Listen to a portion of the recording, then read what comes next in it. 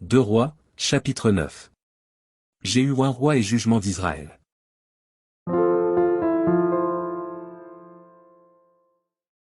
Élisée, le prophète, appela l'un des fils des prophètes, et lui dit, Saint-Hérin, prends avec toi cette fiole d'huile, et va à Ramoth en Galade. Quand tu y seras arrivé, vois Jéhu, fils de Josaphat, fils de Nimshi. Tu iras le faire lever du milieu de ses frères, et tu le conduiras dans une chambre retirée. Tu prendras la fiole d'huile, que tu répandras sur sa tête, et tu diras, Ainsi parle l'Éternel, je toi roi d'Israël. Puis tu ouvriras la porte, et tu t'enfuiras sans t'arrêter. Le jeune homme, serviteur du prophète, partit pour Ramoth en Galade. Quand il arriva, voici, les chefs de l'armée étaient assis. Il dit, Chef, j'ai un mot à te dire. Et Jéhu dit, Auquel de nous tous? Il répondit, À toi, chef. Jéhu se leva et entra dans la maison, et le jeune homme répandit l'huile sur sa tête, en lui disant, Ainsi parle l'Éternel, le Dieu d'Israël, je toi roi d'Israël, du peuple de l'Éternel.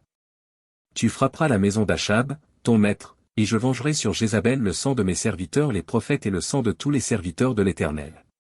Toute la maison d'Achab périra, j'exterminerai quiconque appartient à Achab, celui qui est esclave et celui qui est libre en Israël. Et je rendrai la maison d'Achab semblable à la maison de Jéroboam, fils de Nébat, et à la maison de Baécha, fils d'Achija. Les chiens mangeront Jézabel dans le champ de Jizril, et il n'y aura personne pour l'enterrer. Puis le jeune homme ouvrit la porte, et s'enfuit. Lorsque Jéhu sortit pour rejoindre les serviteurs de son maître, on lui dit, Tout va-t-il bien? Pourquoi ce fou est-il venu vers toi? Jéhu leur répondit, Vous connaissez bien l'homme et ce qu'il peut dire. Mais ils répliquèrent, Mensonge. Réponds-nous donc.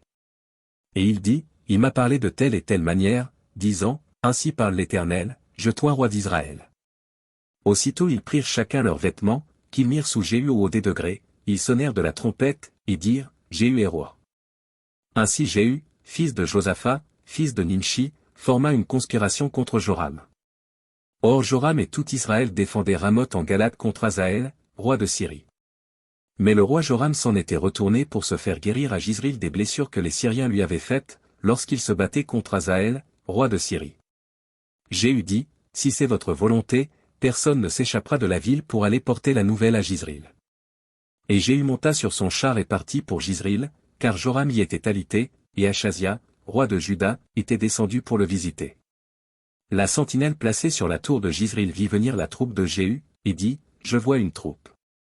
Joram dit, Prends un cavalier, et envoie-le au-devant d'eux pour demander si c'est la paix. Le cavalier alla au-devant de Jéhu, et dit, Ainsi parle le roi, est-ce la paix?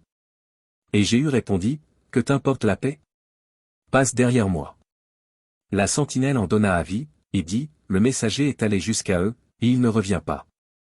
Joram envoya un second cavalier, qui arriva vers eux et dit, Ainsi parle le roi, est-ce la paix? Et Jéhu répondit, Que t'importe la paix? Passe derrière moi. La sentinelle en donna avis, et dit, Il est allé jusqu'à eux, et il ne revient pas. Et le train est comme celui de Jéhu, fils de Nimshi, car il conduit d'une manière insensée.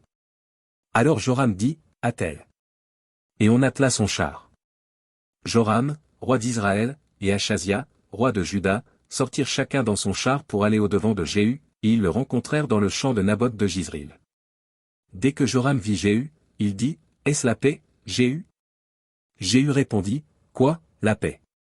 Tant que durent les prostitutions de Jézabel, ta mère, et la multitude de ses sortilèges. Joram tourna bride et s'enfuit, et il dit à Achazia, Trahison, Achazia. Mais Jéhu saisit son arc, et il frappa Joram entre les épaules, la flèche sortit par le cœur, et Joram s'affaissa dans son char.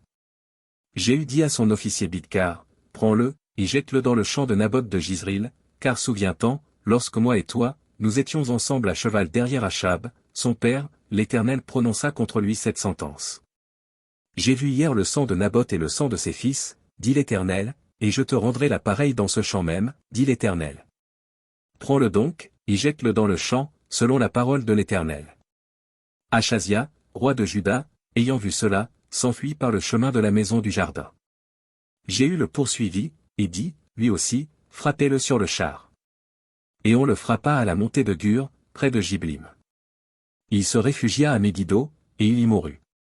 Ses serviteurs le transportèrent sur un char à Jérusalem, et ils l'enterrèrent dans son sépulcre avec ses pères, dans la ville de David. Achazia était devenu roi de Juda la 11e année de Joram, fils d'Achab. Jéhu entra dans Jizril. Jézabel, l'ayant appris, mit du fard à ses yeux, se para la tête, et regarda par la fenêtre.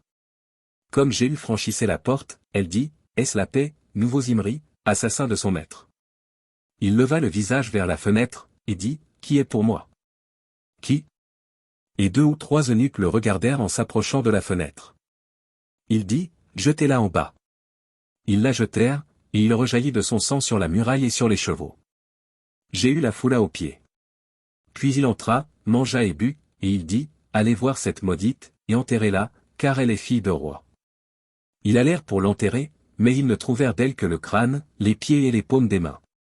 Ils retournèrent l'annoncer à Jéhu, qui dit, « C'est ce qu'avait déclaré l'Éternel par son serviteur Élie, le Tishbite, en disant, les chiens mangeront la chair de Jézabel dans le camp de Jizril.